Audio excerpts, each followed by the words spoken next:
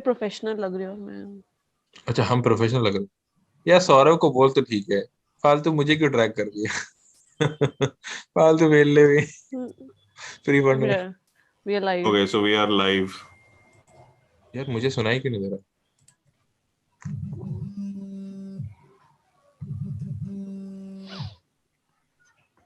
या प्रोफेशनल लग रही हूँ। अच्छा, हम प्रोफेशनल लग। Right. Okay. Hello, everyone. Welcome to session 24 of ANNEducation. Today we have Priyank and Jasleen joining me, Sauram Nanda, on this session. Well, from today onwards, what we're going to do is we're going to start a discussion on Indian education services.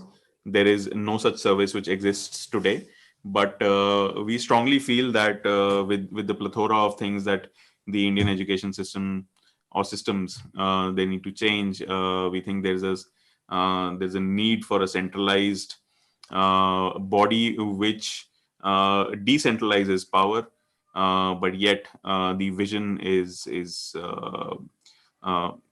similar and cumulative for all the stakeholders involved. All right. So since it's a fictional thing that we're trying to do, it's a fantasy that we're trying to fulfill. That what if the Indian education services existed, or what if tomorrow the Indian education services exist or are created? How will the framework be, and how will it look like? What will they do, and so on and so forth. So we have to take out each and every aspect one by one, and that is what we intend to do during our conversations on this platform. So let me start by asking both of you. I'm from the private education sector, or I'm not from the government sector. I've not worked with them. I do not know a lot about them.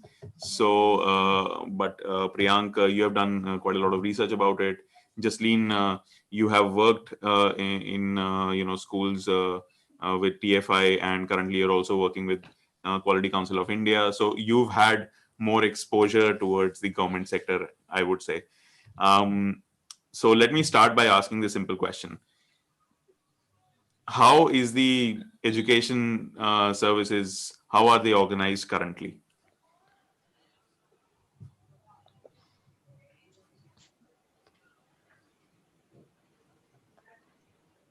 So, like education services, we don't have like proper education services happening right now. It happens through MHRD and other education departments that we have.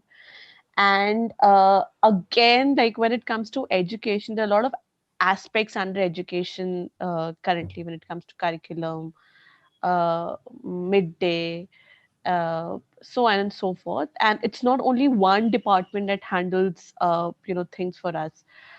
We have we have a skill development department. We have a department that handles midday meal. We have a department that handles curriculum. Like it's spread across, and not a single entity that looks after the entire structure. So multiple stakeholders are involved, multiple layers are involved, in this aspect, and that's how it is in small gist. Priyank, would you like to add anything? You're on You mute. Sorry. Yeah. So I was saying it's interesting that how we are still talking about having an Indian education service, because nobody knows why it is not there in place at at the first look. We were just wondering why it is not there. See, currently what happens is, so there's a huge hierarchy, and nobody is responsible. Or rather, I should not say nobody is responsible. I should put it, people who are responsible have their responsibilities are so divided. They have a lot to do in their whatever comes in their paradigm, and it is difficult for them to reach out to the large mass. So something, if let's say education currently is in is in the constitution, it is in concurrent list. So both state and center has a stake. However, now state, if has to, if state has to start a new development, let's say state wants to adopt a new curriculum, or let's say state wants to redo its infrastructure, any such step, states requires money. The state asks center the money. So first of all the state bodies. So there is the BEO, the DEO. I'm sure people know about that. There's an district education officer, block Diets. education officers. These are the officers who are basically responsible for how education happening in their area. From the state level, all state people will present to the center that these are. So they will kind of have a budget that these are the things they want to do this year. These are the things which they have done in the past, and this is how we want funds to be allocated. And more or less they will not get it, because again, center doesn't have so much of funds also, and we know how much percentage of GD is allocated to education. That's a big issue, but it also depends on how well the state is able to represent itself. Next, the fund comes in. So what happens? The fund allotted for education, and when it goes to the ground, there are so many issues. So education is just one part of it. So how to put it? So the diversity of issues and the allocation of funds are very, very, they don't come together. So for example, if I have sell X amount for education, X amount for agriculture, X amount for this thing, so it has to be invested in that scheme only, in that per se only, and that that area, that region might be grappling with a completely different issue. So because of which it is not possible to go and do something in education. For example, there is hilly areas, school availability is not there, or let's say even if schools are available, due to some mishap in the area, students are not going to the school. There's no awareness for. But if the fund has come for infrastructure, it has to go for infra. It is not that it can go for awareness campaigns and everything. So I'm just trying to, I don't know, put it in a complicated way, how things are very messed up, because if you're allocated funds for something, they're supposed to use for it, but when it goes to the ground, it becomes a difficult thing for people who are executing. So having said that, I have a question here. So as you rightly said, it becomes difficult for the people at the ground, on the ground, who are executing, where to put the funds, etc. Right? So obviously their priorities are based on something else or some other motives altogether, right? Now, if you look at any particular service, let's take the example of Indian Revenue Service. Their priorities are pretty straightforward, right? Their priorities are very straightforward. Okay, this is the money allotted to us. This is what we're going to do. They're not going to meddle with CBI's work. They're not going to meddle with Gram Panchayat's work, and so on and so forth. They are going to stick to their work, which is maybe customs, which is maybe income tax, and intelligence, maybe, and so on and so forth. So, right. don't you think that priority needs to be given to for education, and that is why we need Indian education services? Because all the reasons that you cited are probably the reasons which have been cited over the last few decades, that this is why our education system is bad, which is just an unacceptable way of looking at things. See, let me digress a bit. See, I don't see Indian education service as the the solution, the panacea for the whole issue, because it's still complicated. There's no use of placing another person. Okay, you become the Indian education services, through you become the education officer. It doesn't solve as such. But the way we locate Indian education service is important. The way we situate it in the whole context. So if we are talking about some, recently we have been talking about lateral entries in Indian administrative services and civil services. So if there is a possibility of something like that you bring in people who are of the area, who are experts in that, in their own field. So let's say some niche of education, doesn't necessarily have to be whole broad portfolio there, and also are able to come in with that experience into Indian education. That I think is a great idea, with the lateral entry scheme in place. But again, putting another officer in I would say there is some accountability which will move towards it, So let's say some education officer is there in that area who can be held accountable. कि ठीक है, even today there are DEOs and BOs, so it's not that nobody is there, but the functions are very different. Their responsibilities are very different. There, even let's say on paper there has to be resource center in every block. For example, let's say that if a school is having some issues and the school doesn't have resources, then they can approach the resource center that we need this, and the resource center needs to provide them.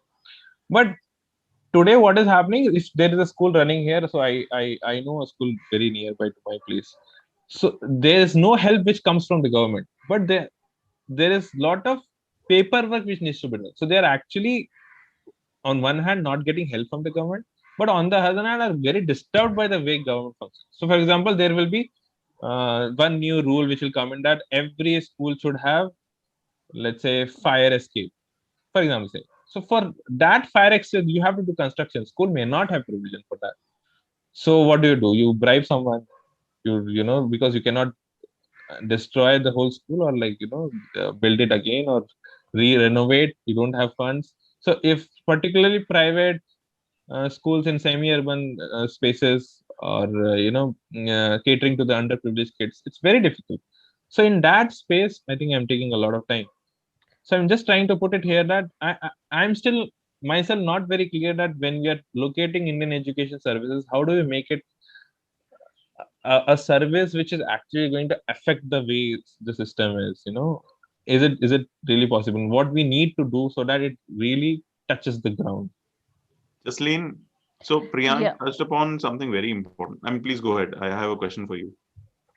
Uh, so basically, what Priyank made a very nice point that like we're not looking at educational services as an entity, but what we are looking at is the capacity building, of the people, how educational services can be formed. The working at the government level, I've realized most of the people who are running our departments at JS level, secretary level, people who are inside actually making decisions, signing decisions, they don't have the understanding of how things should work. Working here, like working at QC, I've realized that you will have an officer who will not have any understanding of how that particular domain should operate. So that's where the gap looks like. If I am running a particular ministry or a department and not have domain level expertise, then I will not be able to take rightful decisions.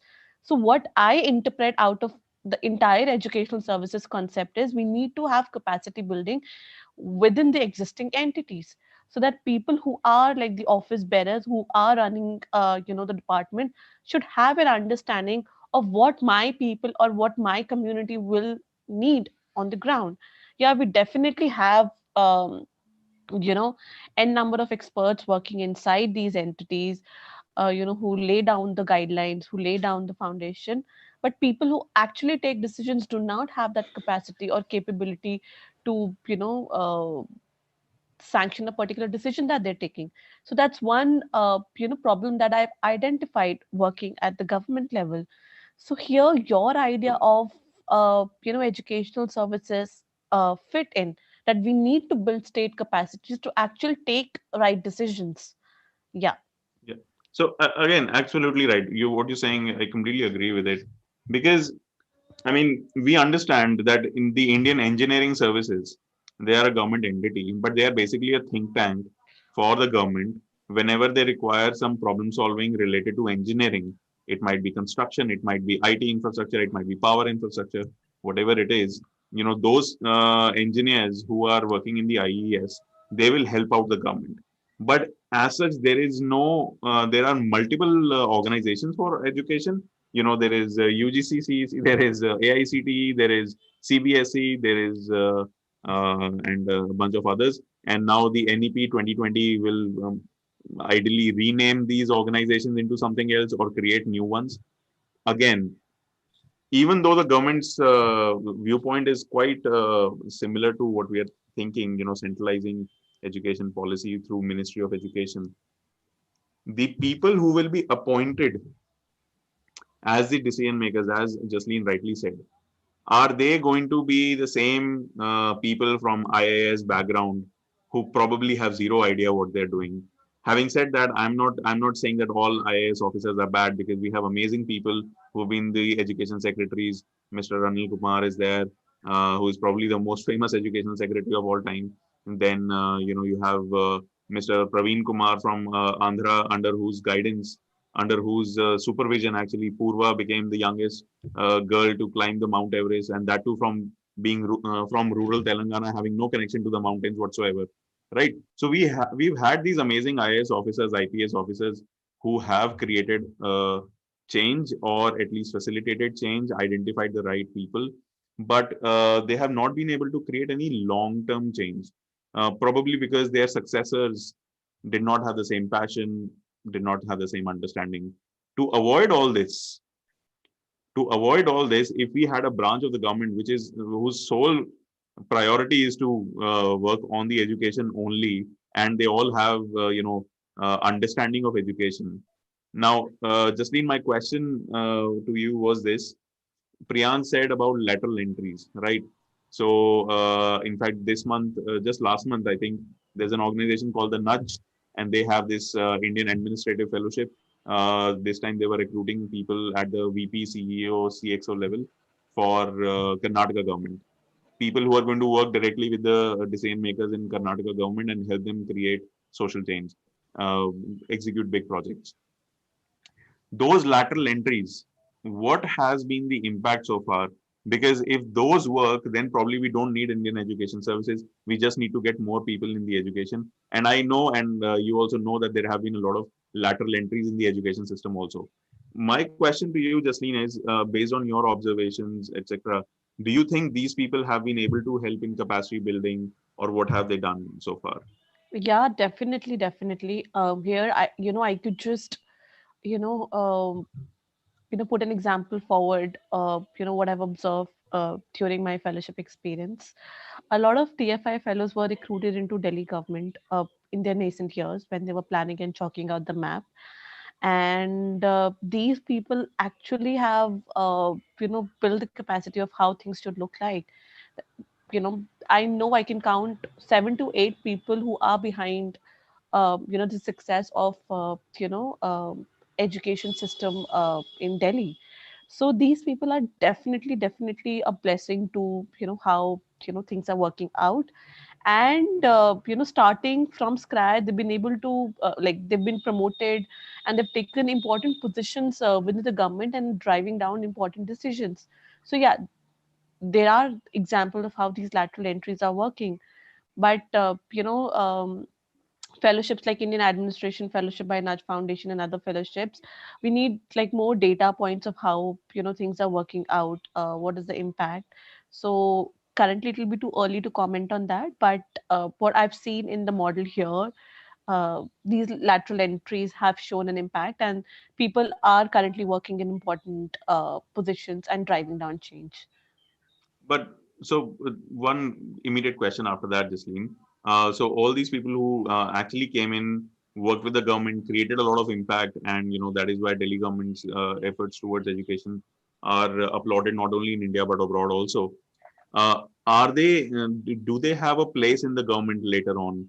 That this is where they can go and get a job and work as an I equivalent to an IAS officer or something. Yes. So one of my TFI alum, Anurang Kunde, he was a member of DCPCR and he's promoted as the chairperson of DCPCR. It's equal to a secretary level position. I know of people who are working as direct advisors to Mr. Manish Sodia. I know the people who've worked as, consultants to Atishi Marlena.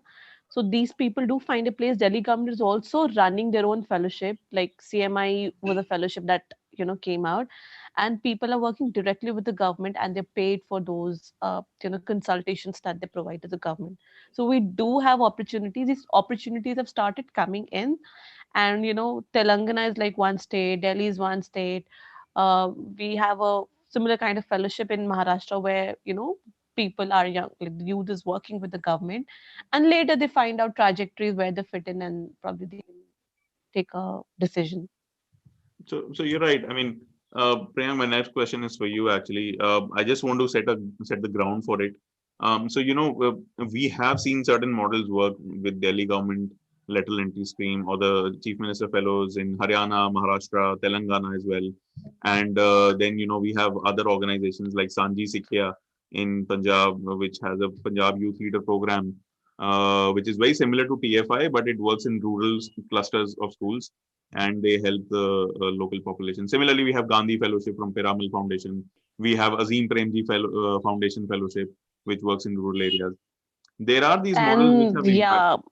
yeah, I just wanted to, I'm sorry for interrupting. There's one important fellowship that we're going on, aspirational district fellowship, by Niti Aayog. So they identify the most backward districts in India. They place fellows there. They pay them really well, and these people are driving down change. And mostly in education sector. I know for people who are working in government school in Sukma in Chhattisgarh, that's the most vulnerable, tribal belt that we have. So yeah, we do have opportunities to work with the government, and and a lot of institutions are running their own programs. Exactly. So, Priyank, do you think it will be very difficult to convert this workforce which the government is already creating through Niti Aayog, through chief ministers? The latest one is the Mahatma Gandhi National Fellowship, which has suddenly taken shape finally after COVID-19, run by IIMs, no less. All right. Um, isn't it possible to just convert this amazing workforce, which is passionate, qualified, smart, and very good on their hands-on of the job as well, into a service which can actually parallel the other services? Do you think that is something we can look at? I think, see, in the government system, it doesn't work like that. You take any post, anything for that matter. There is some criteria laid down already, and you have to work through it. It doesn't matter, for example, and I don't know why it is like that. For example, now if you're saying, suppose somebody has good work done in any sector, let's say finance, let's say education, let's say health, let's say railways, any sector. Somehow, if you want to get into service commissions, you have to go through that strict route only. And so currently we don't even have an Indian education service, but we are talking about Indian education service, which is one more step ahead of converting the already existing force which you have into something very, very um, helpful and useful for the country. But I think till now we don't work like that. Yeah. Any of our services don't work like that. Somehow the model is very strict. And you know maybe just thinking, maybe somebody who gets into an government system with a prior experience, with a prior this thing, would would may not, you or may find very, very difficult to even adjust. Even either you have to become a part of the system. So a lot of people get into the system thinking they'll change it, but when the system changes you, that is how it happens. So I don't know. Yeah, you're absolutely right. In fact, one of our viewers, Yeah. Dr. Raji NS, she is also saying that we should have specialists in the education sector because they will guide the sector better and leading the education sector into the right direction. Jasleen, what do you think if we had a separate branch of service, and let's assume that service selection is happening, there is no scam like the recent SSC scam, all right, and they are directly reporting to the Minister of Education or whoever that is right now. So they're directly reporting to that, or the PMO for that matter. Will they have the right power, or will there still be some secretaries and joint secretaries and Secretary of Government of India sitting on top of them, deciding what to do and what not to do? So this is one fact that we can't ignore, that there will be, JS and secretary level positions sitting on top of you and taking the decisions. Sitting at this position, working at QCA, I've realized that anything that goes out might have a serious repercussion in, Tamil Nadu. any word, that any paper that you sign, any decision that you take will have a major impact in other places. So whatever suggestion that you give, it has to be very nuanced and very thoughtful. What will be the economic impact? What will be the political impact? What will be the social impact? So generally, you know, uh, most of the time the decisions that we discuss, the ideas that we discuss, we know that these ideas are right and should be implemented, but we do miss out the systemic lens, that goes behind taking this decision. You have a government who's sitting on top of you, who has their own political agenda. You know that your decisions can have a political implication. So I think going, like, you suggest the idea, but it always go through these people, because they know how to tackle any repercussions that will happen in the process. So it's very complicated. This is one learning that I've taken working at QCI. Here we discuss a lot of idea that this should happen, this should happen, this should not happen, but we tend to miss out so many factors, so many nuances that we can miss out. So I was having this discussion with one of my directors at QCI, and he had to take a decision. Any policy that is introduced, it has to go through 10 layers of specialists, scientists who verify, who edit, who give their suggestion, and then only something goes out publicly. It's that complicated. It But will then, go to, yeah. if it has such a nice structure in place which can vet the policy, I mean, it is so sad that we have had so many policy failures in our country. Yeah, And we have, yeah. continuously we do that. I mean, so Hmm. those specialists are clearly not the specialists. That Hmm. process clearly doesn't But work. rather, those structures are not working. Yeah. So Yeah, that's maybe what. the I'm not a structures are fan. not, yeah. No, so I know for a fact, and I can say this because I don't work with the government, so yet. So the thing is that a lot of this is just hogwashing. They will just say we had consultations with people, and they would just say that we got in opinions for 2 years from 5 lakh teachers across the country, but none of that really happens. And even though the opinions are taken on paper, everything is there, you can even verify the records, but those considerations are just not taken. So as Raji also is saying in the comments, there are certain administrators sitting in the capital or capitals of the state also thinking about everything, and as just been pointed out, the nuances can be very, very detrimental to certain communities. Isn't it just better that you have a very smart qualified person at the grassroots who tells you exactly what this is, rather than working from a top down approach? Clearly that doesn't work in our country. You need to have a bottom up approach, especially in a pluralist country like ours. Yeah, I think we need both the approaches, like bottom up also, and top to bottom also. I And think both. sideways also. Yeah, yeah, it is. Yeah, but I do agree. Like as Priyank mentioned, that we do have structures in place, but those structures need to change. We are like thinking in the right direction, but maybe there's a structural problem of how we are getting in people. So both your suggestions, like more qualified people, people from diverse background, even when the committees are formed to take decisions at the cabinet level, those committees should have diversity, more qualified people, representations of people who've actually taken bold steps, who've actually created reforms.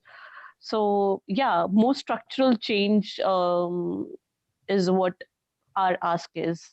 All right. And more transparency. One problem with our system is we don't have data. We don't have transparency. We actually don't have data in a public portal. Most of the time, the sites are not working. Any complicated data, the site will not work. You can't access data and take decisions based on that. So more data-oriented approach is what is needed in the system, and more transparency. So let's do this. I mean, let's just try and put down these points together as notes for our first conversation about Indian education services, and let's, because so that we are going in a particular direction, and we know we are making progress and not venting our frustration. So There's so many questions Raji has put up. Did we answer them? please take it up while I sort this. Okay, I don't know if you have taken it, but Jocelyn, tell me if you have already taken them up. A handful of civil servants sitting at the capitals are taking decisions. Don't you think that if a proper education services come into force, there will be decision makers available locally? Uh, as I said, like before, that it's not about Indian education services. Then we will need Indian agricultural services. We'll need Indian trade services. We need services everywhere. What we are asking is capacity building of the existing officers. That's what is that is what our ask is for. People are actually capable of taking the right decisions that impact all sections of community. So that's what my take is like about that. I don't know, like Priyank, you can add on to this. Like, do we really mean Indian educational services or uh, capacity building of these services? See, I really mean it with the later entries. Very, very straightforward. And I don't see another uh, usefulness of putting another officer, another services, someone coming in and again uh, whatever you learn from being inside the system, and then you're like, okay, these are the steps because we already seen a lot of that. I'm up for it if we are talking about experts coming in later and they were giving the positions. See, because I'm not saying somebody who is an expert of the field can come in and change, because there are issues in the system which the person will come in and grapple with, you know. But I think still the foundation is laid. He or she would understand what basis we I the way we every now and then we hear from ministers on education, it is very sad. Just tells you that how education is perceived in that group. So I'm not in for another officer coming in and sitting on top, but I'm totally in for if somebody who is given an opportunity to go and grapple with the system. Next, rather than journalists leading education sector, j- journalists leading education sector, won't it be good that specialists from education services guide the sector? Yeah, I think we discussed this. What do you think about starting in education services with fresh recruits rather than converting the existing workforce? The qualifications to enter the service can be fine tuned. I think that is what exactly is happening today in other services, whether it is administrative services, police services. I'm really not sure how great that idea is. So one of the things why I think this will work is, we know that we are understaffed. All right, if people have been following the current SSC CGL fiasco which happened, that they would have also seen the number of vacancies which are available with the government of India, and even those existing vacancies are not filled. Secondly, we need a much higher workforce. If we compare India with the US is the most bureaucratic country in the world that way, because there are more number of bureaucrats or civil servants available per thousand of the population than there are in India. All right. So we anyway need a lot of people. Third reason is economic. I mean, if you talk about generating jobs in a country, the if most of the manufacturing etc. is going to be ultimately roboticized or digitized or automated, then you are going to need people to help other people. So the government has to be a job creator also in our country. Traditionally, these jobs are accepted very well in our society. We are all looking forward to it. So if you are going to create a workforce, then you better create workforces which have clear priorities, which are more compact, which have their own power structure, which is not overlapped by somebody else just because of some legacy system, which clearly doesn't really work or is very effective. We all understand those things. So rather than getting existing people, sure, fellows who are passionate about it, sure, you create a way of getting those people in. Service selection board is ultimately the government's this thing. Now, if they are still following a 50-year-old model, it will not work.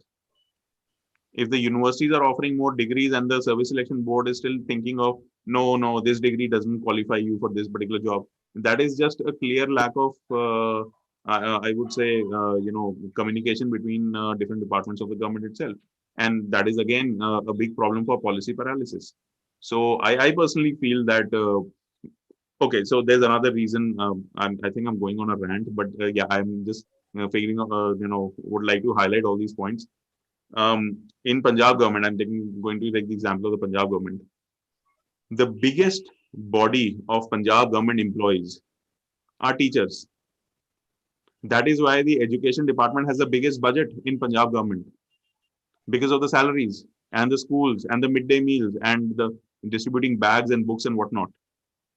The biggest section of the workers in the government, one of the biggest, comes from education, and we do not even have a single education service taking care of all of them. So obviously there are going to be systemic problems. It just makes sense to me that way.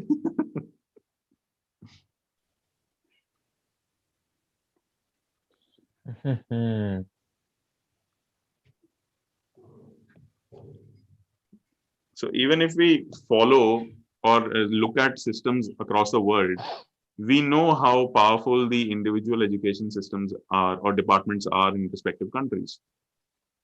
All right. I like to take the example of Estonia, because what they realized very soon, around a decade ago, was in order to have better results at schools, they need to create surrounding ecosystems for the children to perform better. All right.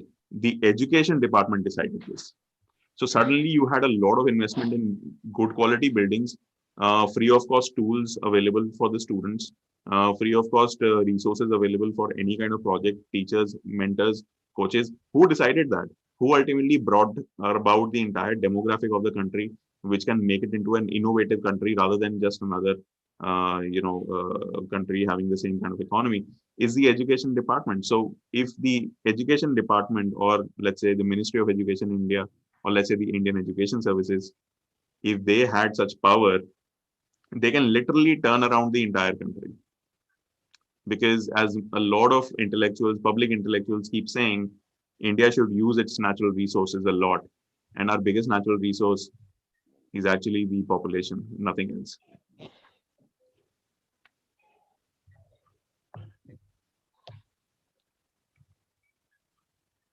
So true. I was thinking, when Raji has put up a point where she is asking that capacity building of existing workforce won't solve the problem because bureaucracy work differently. A lower level employee can never get a chance to directly communicate directly communicate to the top. Now, see, maybe we are very aspirational in terms of education services that it can really do wonders. I still wonder why it is not in place, because as much as I'm not a big fan of it, I just wonder why not have another chance at improving things, maybe through India education or whatever. But coming back to the basics of I have the answer to your question. yeah. When you're wondering, why don't we have the Indian education services? Because probably it's about how the government views education in India. We've talked about it a lot in the past also, but I think they only view teachers, principals, district education officers, which keep changing. All these people, the government just views them as vendors. They do not view them as the core, one of the core ingredients of nation building. And I think that is the problem. They have the military, they have a paramilitary to counter the military. Then you have the revenue service to counter smuggling, etc. You have administrative service so that the policies can be implemented. You have foreign service or diplomats can happen.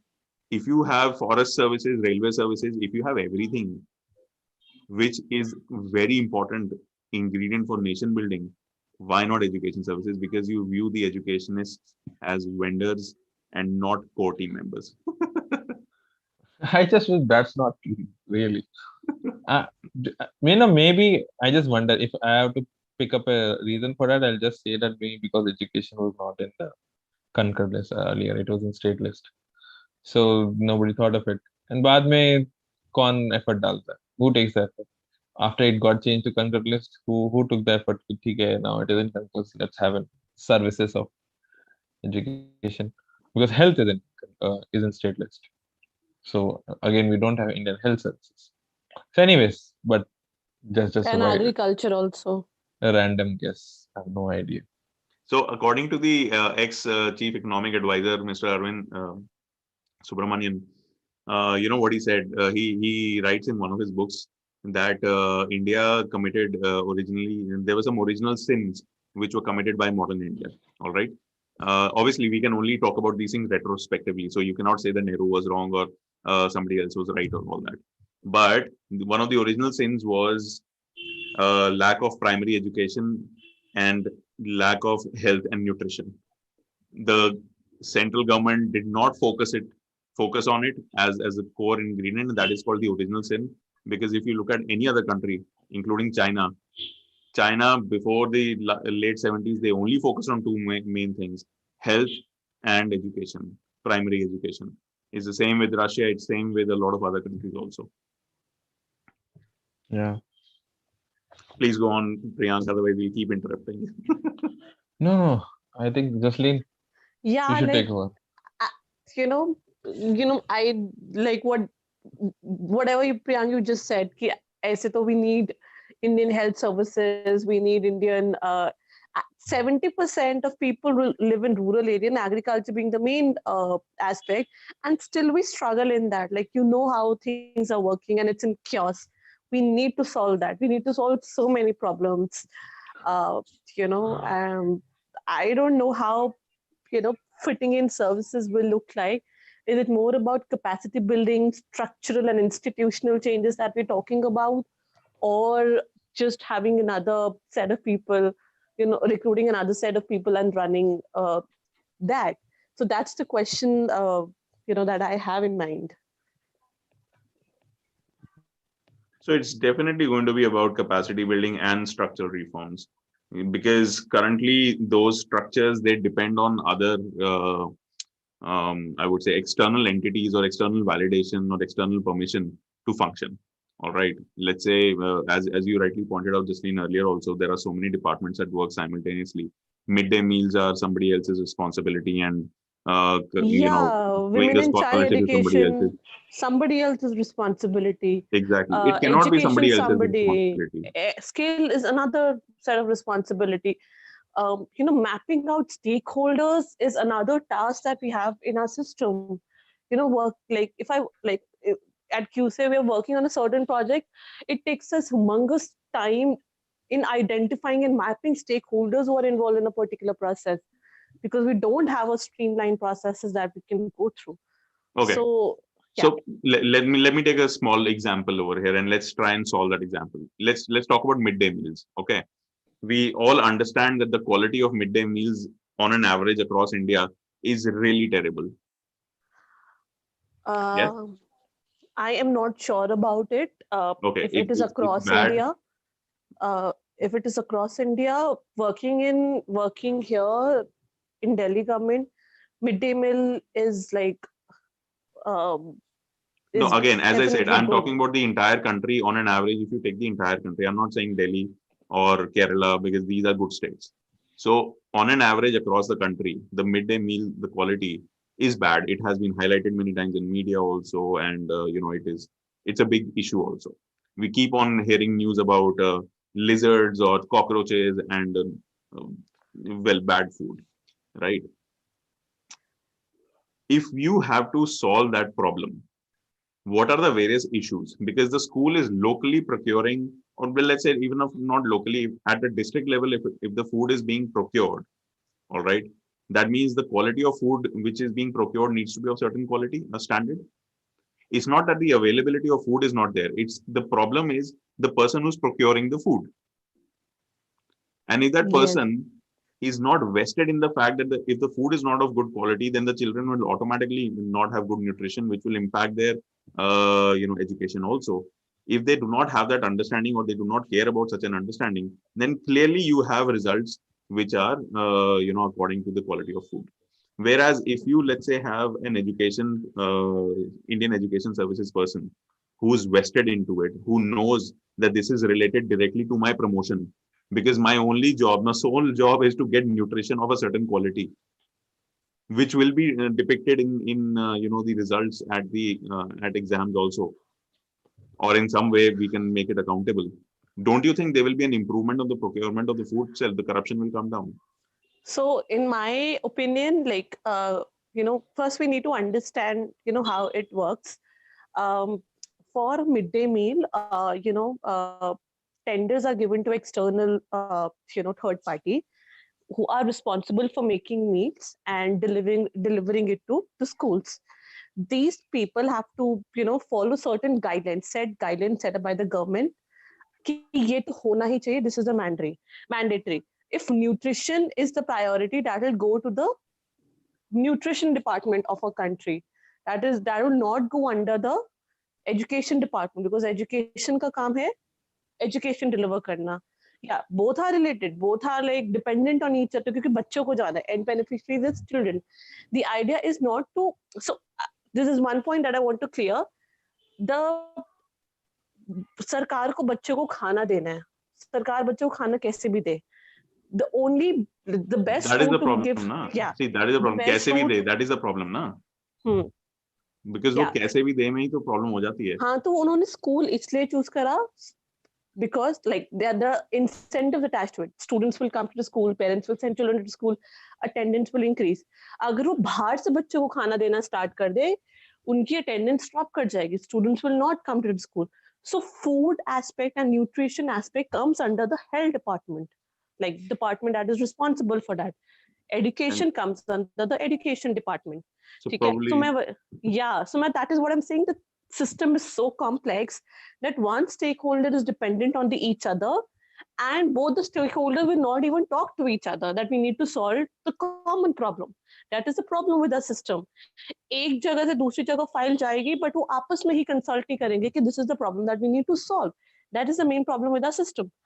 So that's why we need Yeah. more autonomy for people who are actually vested into this fact, right? Yes. है ना? So I can take a small example, and I think Raji also has some very interesting comments there. In fact, she says that there was an education service during British India. So we would definitely like to should do more research about that. But let me take a small example of NCC. My father was the head of NCC in two separate districts in India. One was Nizamabad in Telangana, current Telangana, that time Andhra Pradesh, and the other is Gurdaspur district in Punjab. Okay, so poles apart areas, but the process is very similar. The NCC officer, like my father, who was the battalion commander for NCC over there, it was under his autonomy, the quality of food which was supplied at the NCC camps. It was completely under his autonomy.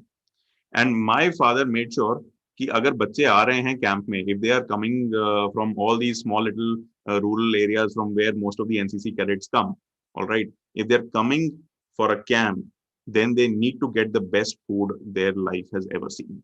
They have ever seen in their life. Okay, so literally, my father would tell me later after the camp is over, he would tell me that the students did not want to go back home because they never had such good quality food. And let me tell you what good quality food means to them. It means you get 2 eggs every day.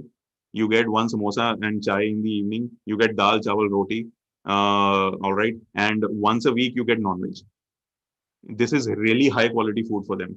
Can you imagine if this is really high quality food for those students, what is the normal quality of food that they're having and how it is impacting their nutrition? And this is not even a very big problem to solve. It is just pure corruption and lack of interest in the job. Agreed. So here, Saurabh, I just want to add that we do have certain guidelines of how the food should look like, what should be in the menu. बच्चों को soybean मिलना चाहिए, paneer होना चाहिए, potatoes होना चाहिए on particular day. On particular day should be rice. Everything is set, set according to what should reach to a particular child.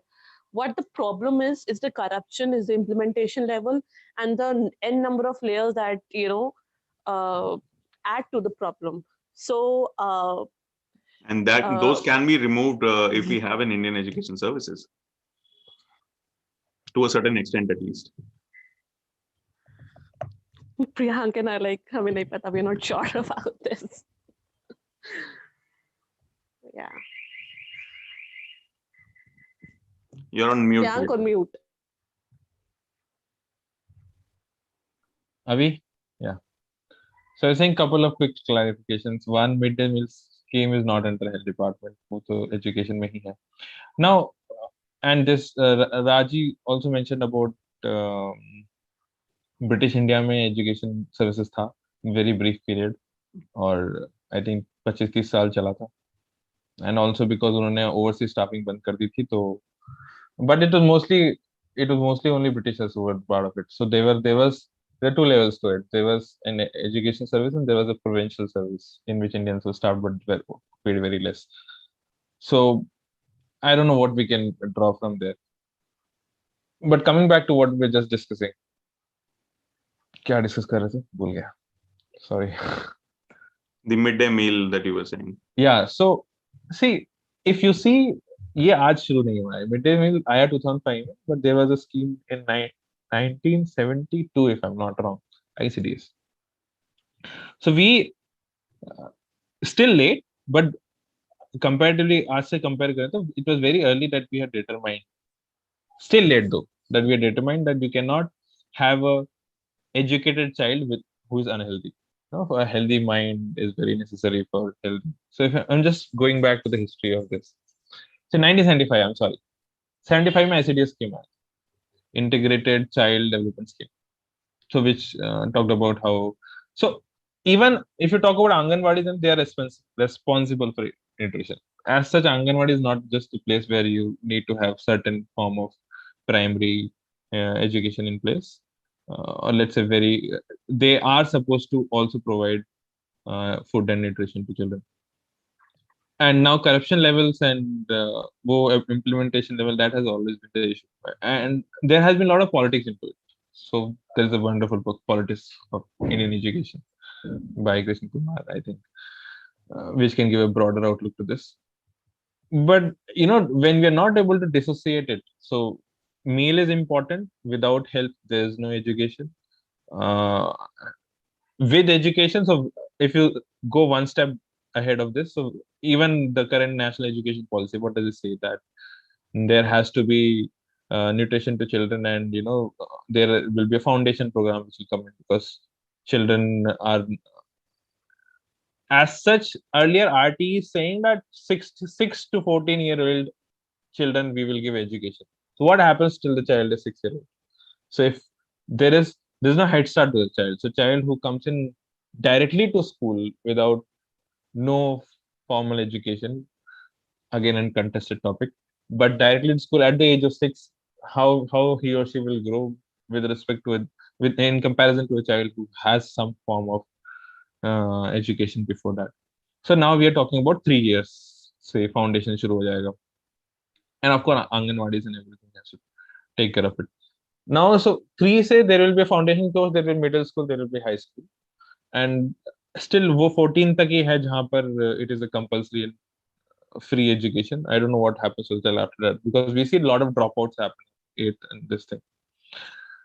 I don't know why we are discussing from Indian education to the systemic issues, but since we're discussing systemic issues, I'm talking about all this, but we have digressed a lot. But anyways, so I think that we're nearing the end of the episode also, Priyanka. Yeah. Yeah, it's already 4:30. That's crazy. I think I'll just leave it with the not recent, I think last 3 साल पहले एक bill था SCABE का, where they're arguing for free education, at least for girls, till postgrad. अभी हम free education 14 तक दे रहे हैं, और हम बात कर रहे हैं बैचलर पोस्ट ग्रेजुएट भी कवर करें एटलीस्ट फॉर गर्ल्स, और there is also another CABE committee which had recommended till 12 तक तो फ्री होना चाहिए, so I think in the whole situation of or discussion of Indian education services, also being how education is currently in place, I don't know how Saurabh you do it, but we need to bring in these threads, these threads ki agar Indian education service aa bhi jata hai, so that Indian education service ka officer, how he is going to view this whole education ka problem, how he or she can really create differences if they really can, and from where do we start? End to hai nahi, but from where to start? Yeah. So there's one interesting thing that the FI is doing, like it's in their roadmap for the coming years. I think I shared it with you guys also. They're actually picking up Indian administrative services officers working in education domain and building the capacity, who in turn convert into Indian education officers only. So there's one route we have of how we can build capacity of the people who are taking the decisions for our education services. So yeah. Okay. All right. That was concluding. Those were the concluding remarks from Priyank and Jasleen. Let me just say that this was a very exciting discussion. And I think we have kind of uncovered a lot of things which we thought we would not. But I think it's going in the right direction. We still need to create a framework around it. What are all the responsibilities? How should it function? Understanding from the current services structure in India, how this should be different, and so on and so on and so on. We'll do that in the next episode of Indian Education Services whenever we are able to do it. Thank you so much, Priyank, Jasleen, and Rajiv, our listener, for asking those wonderful questions as well. See you next.